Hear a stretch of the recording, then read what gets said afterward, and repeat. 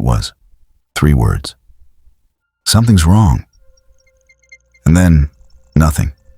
No follow-up, no phone call, no explanation. Just silence. The kind of silence that doesn't feel like quiet. It feels like a door closing. Suzanne Morphew was gone, and the more people looked for answers, the more the questions kept multiplying.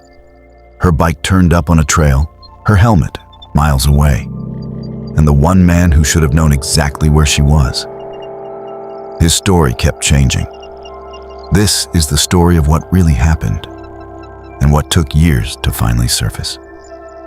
Victim introduction. People who knew Suzanne Morphew used the same words over and over. Warm, devoted, present. She was the kind of woman who remembered your birthday, checked in on you without being asked, and would do anything for her daughters. She had faced cancer twice, and both times she fought, and she won. To the outside world, Suzanne looked unbreakable. But here's what most people didn't know. In the weeks before she vanished, Suzanne had been confiding in people she trusted.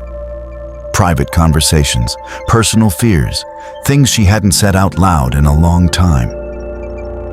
At the time, those messages seemed like the quiet struggles of a woman working through something difficult. After she disappeared, they became the most important evidence in the entire case.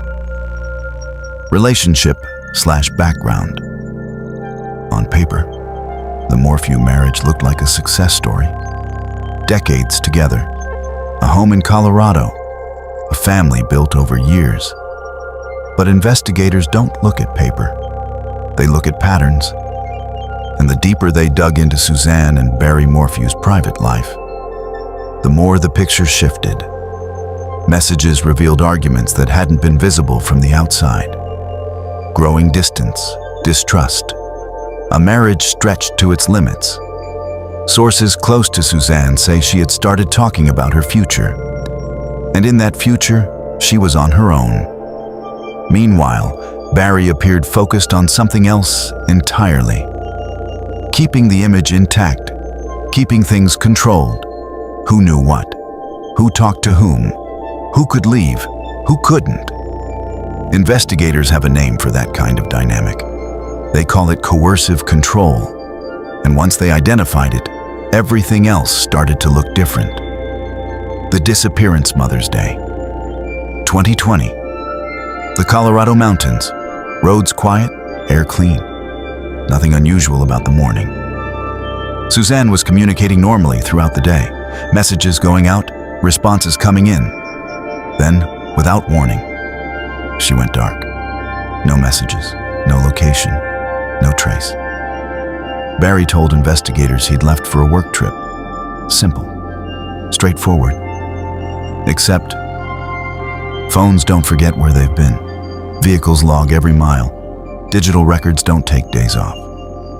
And when investigators started pulling that data, what they found didn't match what Barry was telling them, not even close. The investigation search teams came from everywhere. Volunteers, officers, helicopters scanning ridgelines.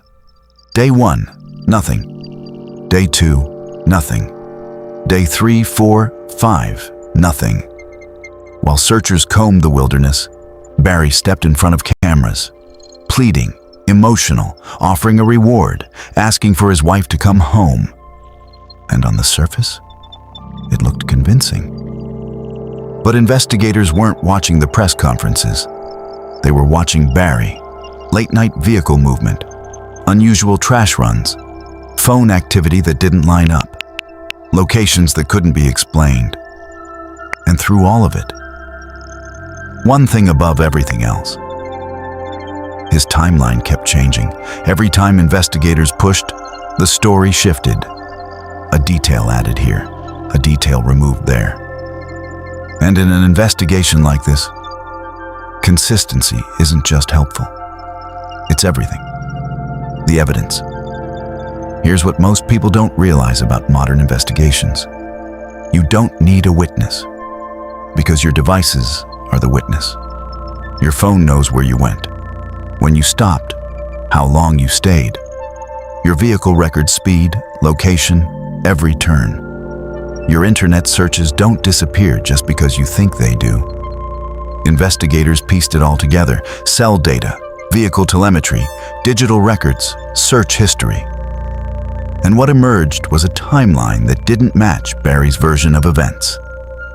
Not in small ways, in significant ways. Then came Suzanne's private messages. Personal, unfiltered, written in her own words. They revealed a woman who was done. Done with the marriage. Done with the control. Ready to build something new. Which raised a question investigators couldn't ignore. What happens when someone decides they're leaving, and the other person refuses to let them go? There was just one enormous problem. No body. No confirmed crime scene. No physical evidence tying anyone to a murder. And yet, prosecutors moved forward anyway. Trial/verdict. The courtroom became a war. Prosecutors argued this was murder. Premeditated, calculated, and hidden behind a carefully managed public image. The defense argued something different. Suspicion isn't proof.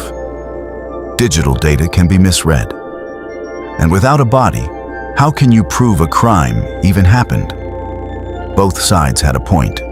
The jury never got to decide. Charges against Barry Morphew were dismissed, without prejudice, meaning the door stayed open. It wasn't an acquittal. It wasn't freedom.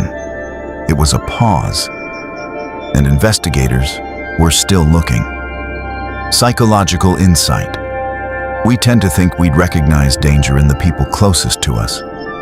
But coercive control doesn't usually announce itself. It looks like concern, like loyalty, like someone who just wants to know where you are, who you're talking to, what you're planning. It moves quietly, slowly, one small boundary at a time. And most people on the outside never see it. What investigators believed they found in this case was a woman who had finally decided to step outside that control, and a man who may have seen that as a threat he couldn't allow. But that's the question that haunted this case for years. Not just what happened to Suzanne, but where. The discovery. More than 3 years passed. 3 years of searches, legal battles, unanswered questions. And then, the call came. Human remains had been discovered in Colorado, believed to be Suzanne Morphew.